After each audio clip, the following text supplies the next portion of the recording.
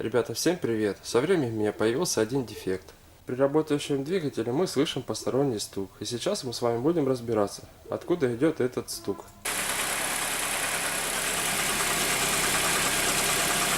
Слышно?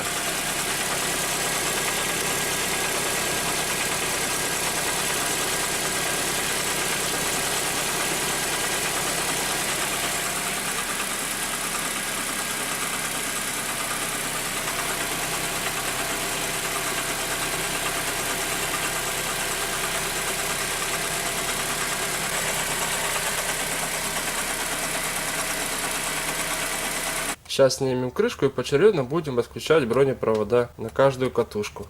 Если при соединенном проводе посторонний стук исчезнет, значит проблема поршневой. Снимаем эту крышку и будем пробовать. Ребята, снял я крышку, чтобы добраться до наших катушек.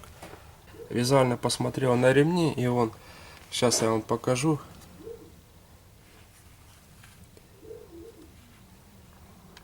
Вот. Ремень, который идет на кондиционер, он порванный. Я на 80% уверен, что это он. Сейчас я его сниму и буду заводить. Если стук исчезнет, значит это он. Ребят, снял ремень компрессора, он действительно рваный. Скорее всего, вся причина из-за него. Сейчас заведем и посмотрим. Ребят, двигатель работает ровно.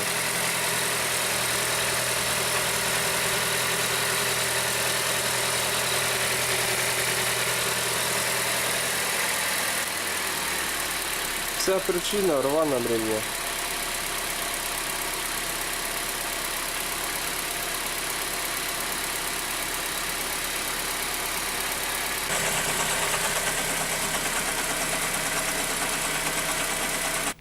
Снял я механизм натяжения ремня кондиционера. Поезжу пока без него, пока не придет новый ремень. Если у вас тоже был посторонний стук, такой как у меня, в первую очередь визуально посмотрите ремни. Ремни генератора и ремни кондиционера. В большинстве случаев они рвутся, тем самым получается такой стук. Если бы ремни у нас были бы целые, мы поочередно бы отсоединяли бронепровода от наших катушек при заведенном двигателе на секунд 5-10. Если больше 10 секунд, может загореться чек. И как только вы отсоединили и звук исчез, значит это надо лезть в поршневую систему. Либо шатун разбитый, либо гидрокомпенсаторы. Но опять же, если бы была причина в цилиндрах в поршневой системе, у нас бы хавало масло. А так у нас масло не уходило, уровень нормальный. Если у вас появился такой стук и вам помог мой видеоролик, то поставьте лайк и подписывайтесь на мой канал.